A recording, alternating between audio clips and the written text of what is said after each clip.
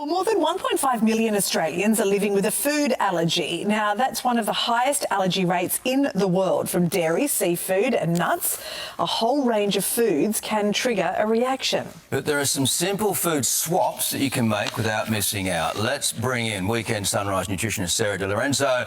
Sarah, Hi. good morning. Good morning, to see guys. you. Yes. Food Allergy Week. First of all, take us to the basics. What's the difference between an allergy and intolerance? Okay, so the difference between food allergy and intolerance is related to our digestive system.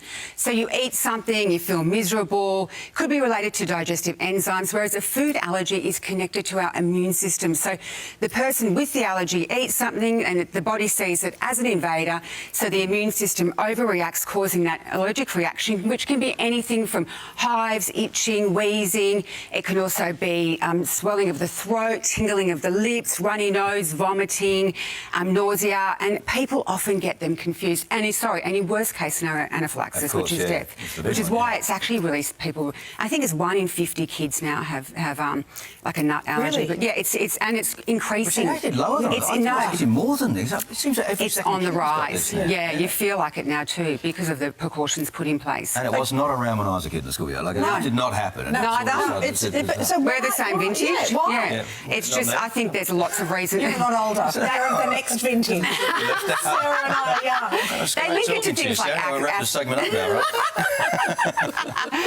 links to things like family history, more incidence of eczema and asthma as well. So it's linked to that, yeah. So let's talk about one of the common allergies, and that's wheat. Wheat is very common, and it's anything that has flour in it, basically. Everything that you're seeing on the top here contains wheat, and it's the protein in wheat that people are allergic to. So what I always tell people is, for a substitute, so you're making sure you're getting carbohydrates, is lean more towards potatoes, definitely things like rice-based products. Quinoa is good as a substitute, but when it comes to oats, we can't say they're wheat-free because they actually are milled where there's flour. So you can't say that even though oats are, so you have to be careful with that in Australia. So they're the swaps you make. It's all about making sure that you're getting the carbohydrate, which you're missing out on if you have that wheat allergy and these kind of foods. So yeah, it's going more natural foods is my advice. And working down the table, others Okay, so when it comes to nuts, so there's tree nuts as well as peanuts. So some people just have a peanut allergy, some people have only a tree nut allergy or an allergy to like pistachios, maybe cashews as well. So the swaps would be definitely looking at, instead of having peanut butter, tahini. I tell patients if you want to make it a bit sweet, put some cinnamon in there or some honey or maple syrup into the tahini. Instead of having nuts, definitely looking at seeds as another snacking option. But what people feel like they're missing out on is the plant-based proteins. So half a cup of chickpea will give you 20 grams of protein. So they're great to add to salads. Right, it's a lot. No, it's really high. It's up there with an animal protein. So chickpeas are great for people who do have this nut allergy, who are worried about missing out on that.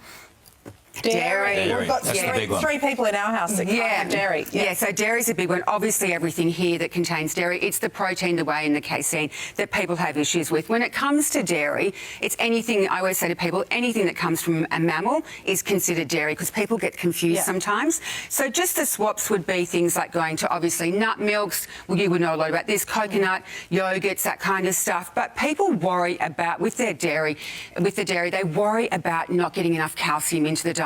So great things to, and it is a really big concern, and I speak to patients about that a lot. Great sources of calcium, just things like dates, also apricots. The bones that you find in the fish here, they're excellent source of calcium. Tofu, the leafy greens, almonds, and chia seeds. And if you have that and you make a place for these in your diet every day, then you're not missing out on that calcium. You've got to be constantly thinking about how you're counteracting them, unable to have a whole food group of no fault of their own. Yeah.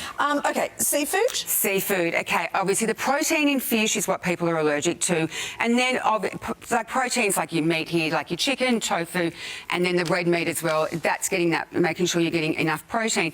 But what people get concerned about with a fish allergy is that they're not getting the good fats that you find in fatty fish. So great substitutes, and make sure you're having like a tablespoon or two of oil every day. The walnuts are excellent, 5 of those, and also avocados, great to put over your salad. So as you can can see, there is swaps you It's can make. doable. It's Yeah. doable. Yeah. Look, a bit of prep. A little bit of thought. Get a meal plan in. Yep. Put the foods throughout the week when you're sort of doing some prep. And it's just putting this kind of thing at the forefront just to make sure that you're not missing out on those nutrients because of the I know this allergies. isn't what the segments are about, but remember the sponge roll? I've already got my eyes on 5 of those. Get mine back. That'd be great. Sarah, thank you so much for that Thanks, guys. valuable, great info. Thank you. And you can find more information over on the Sunrise website.